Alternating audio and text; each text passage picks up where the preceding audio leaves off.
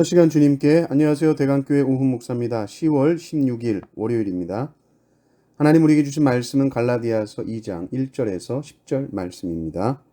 14년 후에 내가 바나바와 함께 디도를 데리고 다시 예루살렘에 올라갔나니 계시를 따라 올라가 내가 이방 가운데서 전파하는 복음을 그들에게 제시하되 유력한 자들에게 사사로이 한 것은 내가 다름질하는 것이나 다름질한 것이 헛되지 않게 하려 함이라. 그러나 나와 함께 있는 헬라인 디도까지도 억지로 할례를 받게 하지 아니하였으니 이는 가만히 들어온 거디 형제들 때문이라.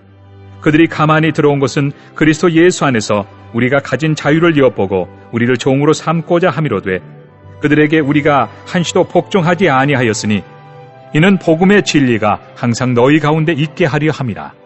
유력하다는 이들 중에 본래 어떤 이들이든지 내게 상관이 없으며 하나님은 사람을 외모로 취하지 아니하시나니 저 유력한 이들은 내게 의무를 더하여 준 것이 없고 도리어 그들은 내가 무할례자에게 복음 전함을 맡은 것이 베드로가 할례자에게 맡음과 같은 것을 보았고 베드로에게 역사하사 그를 할례자의 사도로 삼으시니가 또한 내게 역사하사 나를 이방인의 사도로 삼으셨느니라. 또 기둥같이 여기는 야고보와 게바와 요한도 내게 주신 은혜를 알므로 나와 바나바에게 친교의 악수를 하였으니 우리는 이방인에게로 그들은 할례자에게로 가게 하려 함이라. 다만 우리에게 가난한 자들을 기억하도록 부탁하였으니 이것은 나도 본래부터 힘써 행하여 왔노라. 아멘. 사도 바울은 회심한 이후에 3년 동안 예루살렘에 가지 않았습니다. 왜냐하면 그들의 인간적인 권위를 의존하지 않았기 때문이죠. 바울은 다시 14년 후에 예루살렘에 갑니다.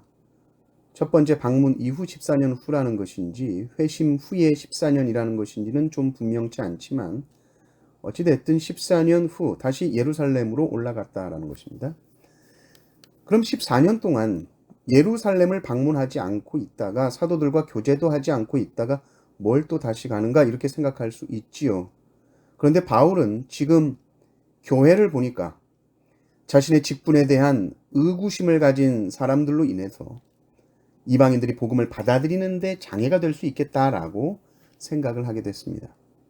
복음이 진리가 아니라서가 아니라 혹 그냥 이런저런 이야기들로 인해서 복음 전파에 방해가 되면 안 되기 때문에 예루살렘에 가서 그 사도들 앞에서 사도 바울 자신이 이해한 복음을 제시해야겠다라고 생각한 것이죠.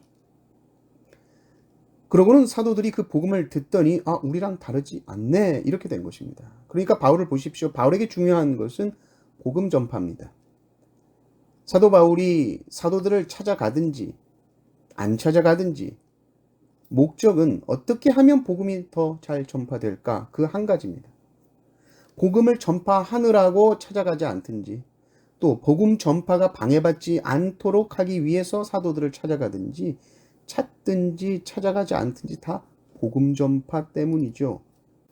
14년 동안 예루살렘을 찾아가지 않다가 예루살렘을 찾아간 것은 혹 복음 전파에 장애가 생기지 않도록 하기 위함입니다.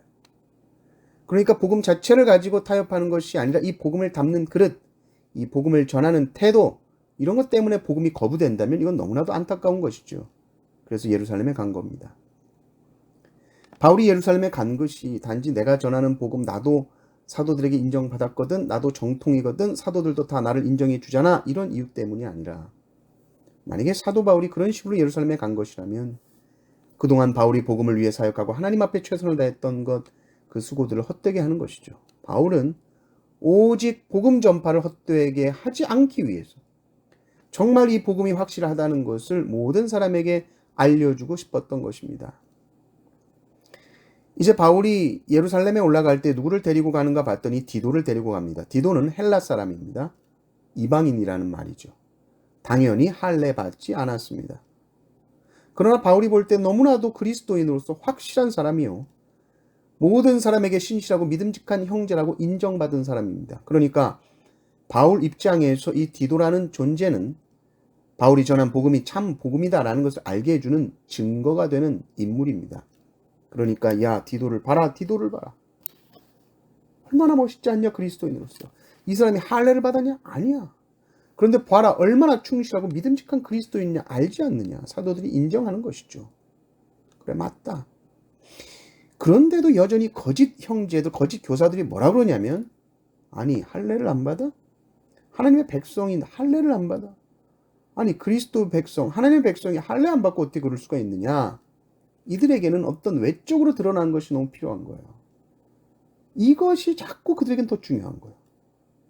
정작 중요한 것은 하나님께서 이 디도라는 사람 속에 들어가서 어떻게 역사하셨는가. 하나님의 놀라운 일하심에 대해서는 관심이 없고 단지 이 사람 할례 했어 안 했어, 이런 외적인 조건을 자꾸 요구한다는 것이죠. 이들이 할례를 요구한다는 것은 단지 할례를 요구하는 것이 아니라 사도 바울의 복음 사역을 부정하는 것입니다. 하나님의 하신 일을 부정하는 겁니다. 하나님 분명히 하셨는데 저희가 할례라는 것을 기준으로 얘가 하나님의 백성인지 아닌지를 따지겠다는 거예요. 아니죠. 그리스도인에게 있는 이 참된 자유, 이것을 지금 완전히 빼앗아서 다시 율법의 종으로 집어넣는 겁니다. 할례 해야 돼, 절기 지켜야 돼, 이런 거죠. 그리스도 안에서 모든 것이 다 완성된, 내가 다 이루었다 하셨는데 어떻게 다시 율법에 매이겠느냐. 그래서 사도 바울은 일부러 디도를 할례시키지 않는 겁니다. 일부러 복음을 말하려고. 디도에게는 뭐 할례를 하든 안 하든 상관없잖아요. 그런데 사도 바울은 디도, 너는 절대로 할례 받지 마. 절대로. 그럼 사람들이 막 말하겠죠. 왜 디도 이 사람 할례 받지 않습니까? 그 말이 나올 때마다 복음에 대해서 제대로 설명할 수 있는 기회가 되니까. 디도, 너는 할례 받지 마. 복음은 그런 외적인 조건을 요구하는 게 아니다. 할례 받고 유대인 되어야 구원받고 하나님 백성 되는 게 아니야. 복음은 우리를 자유케 하고, 복음은 성도를 실제로 변화시키는 능력이다. 나 바울을 다메섹에서 완전히 꼬꾸라뜨리신 그 하나님의 능력이요, 성령의 능력이요, 예수 그리스도의 능력이지, 아무 힘도 능력도 없는 그 할례 행위 자체가 무슨 능력이 있겠느냐 하는 것입니다. 그러면서 하나님이 어떤 분이신가 보니 6절에 하나님은 사람을 외모로 취하시지 않는다. 오직 그 사람의 이 마음의 중심을 보신다. 하나님에게는 할례나 무할례나 똑같다. 중요한 것은 나를 통해 일하시는 하나님, 그리고 사람들이 그것을 보고 주님께 돌아오는 것이죠. 사도 바울은 이게 제일 중요한 겁니다. 안식일을 지켰냐, 음식을 가려 먹냐, 구약에 나오는 그 수많은 율법들, 그 중에 특히 할례, 이런 것들을 지키면 외적으로는 뭐가 보이겠죠. 그것을 보면서 사람들이 판단할 수 있겠죠. 그러나 정말 그런 것들을 가지고 거룩해질 수 있느냐? 그건 아니다.